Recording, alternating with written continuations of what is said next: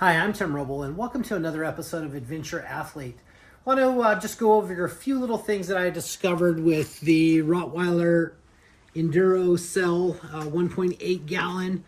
So I went and got some fuel with it, filled everything up on the bike, and went out for a test ride. And one of the first things that I noticed, and I should have done this, I know better, was when you put some fuel in the tank, flush it out. Make sure all the little plastic and little things.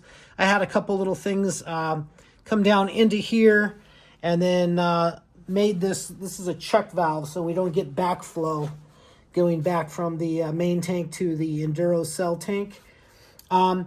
Make sure that I got that piece in there, so I had to take all this apart, kind of blow that out again, make sure everything's good and seated again.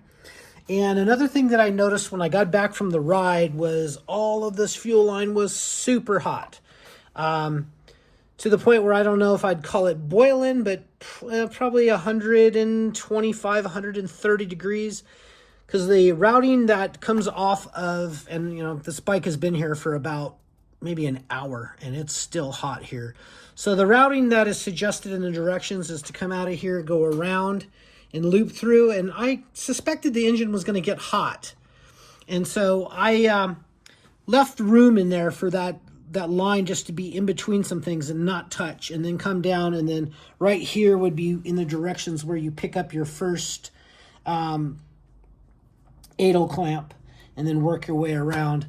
So what I've done is I just omitted that idle clamp and moved it up to this spot, drilled through the chain guard, and installed it that way. Left some slack in there, just trying to put enough space in between some things. But I think for myself, the overall fix, what I'm going to do is I'm going to buy some of that red insulated goes over fuel line to keep it from getting hot.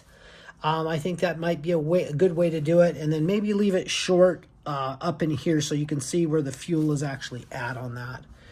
But that's basically my update. One of the other things that questions that's been asked was simply that is this making the center of gravity higher on the bike and harder to ride and that extra weight up high. Gasoline weighs about 7.5 pounds per gallon. You can look it up and see what the exact is on that. But I didn't notice any difference on there. I actually felt like it balanced out the bike. Coming off the Husqvarna 701 Rally that has the rally tanks front and then the under tank low in the back, kind of similar to this type of setup. I just kind of felt it was really good. This bike actually feels really good off-road. You can kind of just see that it's spent a little time in the dirt, about a total of maybe 15 minutes. And then I stopped. I was going to do a video and talk about a few things, then saw that I had some little bubbles and some stuff in the line here. So I thought, maybe I'll cut that, get everything that I can get out of it there. I turned off the petcock and then replugged everything in, then rode it home, and then worked on a rerouting solution, and then re-zip tied everything back up into place. So that's just kind of the update right now. I did notice that this is a little different than my 21. I imagine all that traction control stuff is about the same, but I just used rally mode on this bike and I could lock up the rear brake, and I could definitely slide the rear end. On some of the steeper downhills that was soft, I could feel the ABS modulating the front wheel. I'll be working to see if I can turn that off and work on a solution for that too. It may just be in the software.